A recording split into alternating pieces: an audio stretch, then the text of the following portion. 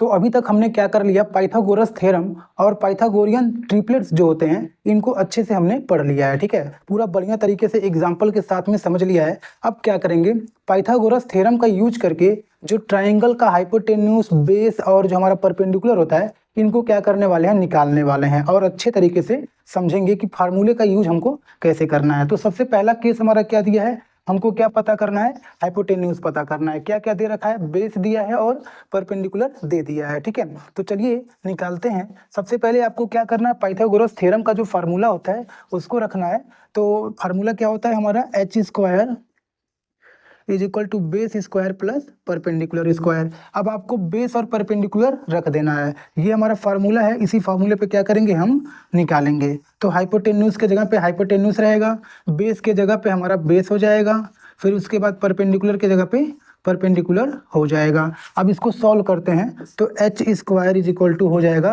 25 plus 12 का square करेंगे तो हो जाएगा 144। अब इनको जोड़ते हैं तो H square is equal to हो जाएगा 4 और 5 कितना हो जाएगा 9, 4 और 2 कितना हो जाएगा 6, और इधर हमारा 1 है तो 1 हो जाएगा। अब इसको कैसे सॉल्व करेंगे, स्क्वायर को क्या करते हैं, स्क्वायर को दूसरे साइड में भेजते हैं तो वह स्क्वायर रूट हो जाता है। तो इसको हम क्या करते हैं, H is equal to square को दूसरे साइड भेजते हैं, ये हमारा रूट हो गया। ठीक है, अब इसको हम लोग क्या राइट कर सकते हैं, रूट 13 इंटू 13 हो जाएगा, क्योंकि 169 किसका स्क्वायर है, 13 का स्क्वायर है। तो इधर हम h निकालेंगे तो h इज इक्वल टू हो जाएगा क्या, 13 सेंटीमीटर।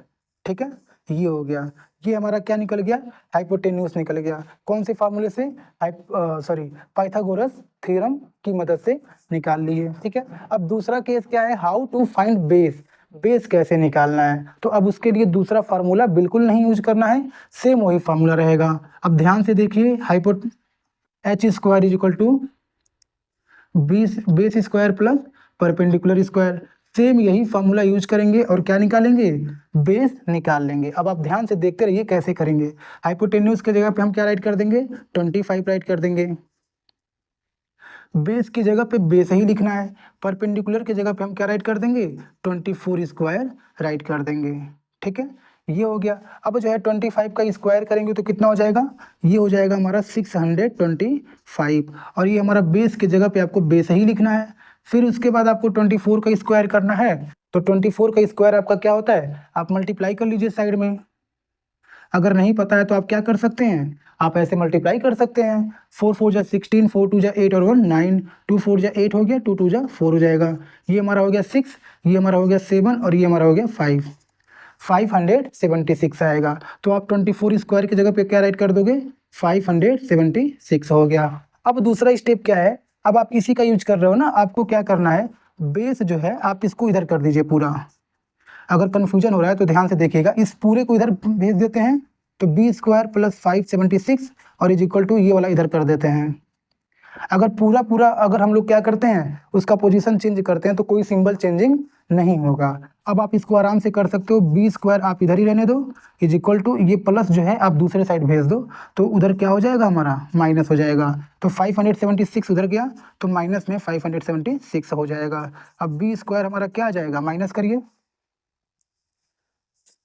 तो माइनस करेंगे, 15 से 6 जाएगा, कितना बचेगा, 9 हो गया। इधर हमारा बचा 11, 11 से हमारा 7 जाएगा तो कितना बचेगा, 11 से 7 जाएगा तो 4 हो जाएगा। ठीक है, इधर हमारा बचा 5, 5 से 5 जाएगा 0 हो जाएगा।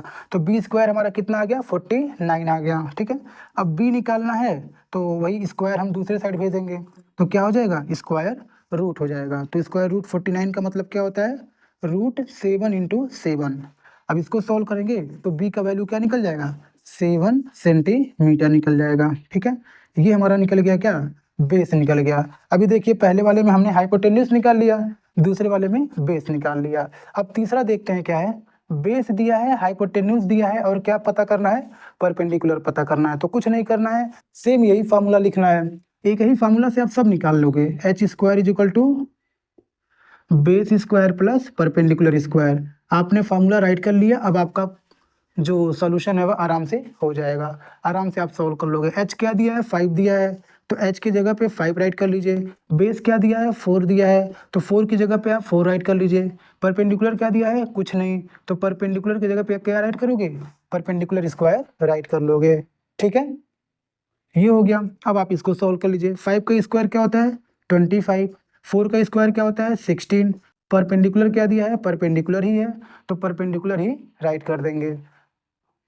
ठीक है, ये हो गया। अब आप क्या करो, अब इसको सॉल्व करो। अब आप क्या कर सकते हो 16 को, सॉरी सबसे पहले आप क्या करिए ना, इन पूरे को आप इधर भेज दीजिए। अगर आपको कंफ्यूजन हो रहा है तो आप इस पूरे टर्म को लेफ्ट को राइट में कर दीजिए, राइट को लेफ्ट में कर दीजिए।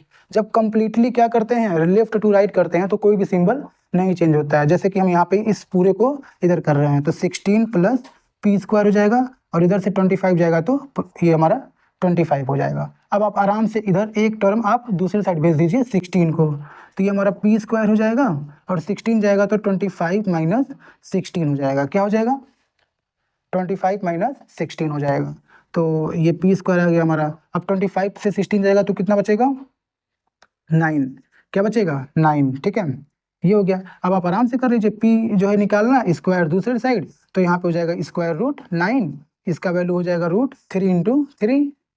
अब जो है इससे बाहर निकलेगा तो p का वैल्यू क्या आ जाएगा 3 सेंटीमीटर आ जाएगा। ठीक है, इधर हमारा परपेंडिकुलर भी निकल गया। अब आप ध्यान से देखिए, परपेंडिकुलर भी निकल गया, बेस भी निकल गया और हाइपोटेन्यूज भी निकल गया। और कौन सा फार्मूला यूज किया हमने, वही Pythagoras theorem, H square is equal to base square plus perpendicular square. एक ही फार्मूला से हम क्या किए, तीनों जो है अलग अलग टर्म्स जो है वह निकाल लिए। तो आपको यह ध्यान देना है कि अगर आप कभी भी ना आप पाइथागोरस थ्योरम का क्वेश्चन सॉल्व कर रहे हैं और आपको कोई भी टर्म निकालना रहे, अगर आपको फार्मूला पता है तो आप एक ही फार्मूला याद रखिए और उसी फार्मूला से क्या करेंगे, कोई भी टर्म्स रहेगा आप उसको आराम से निकाल सकते हैं। ठीक है, तो ये आप ध्यान दीजिए। और इसके बाद क्या करेंगे, इसी से रिलेटेड जो और भी थोड़ा डिफरेंट टाइप्स के क्वेश्चंस होंगे उनको सॉल्व करेंगे और प्रैक्टिस करेंगे। ठीक है।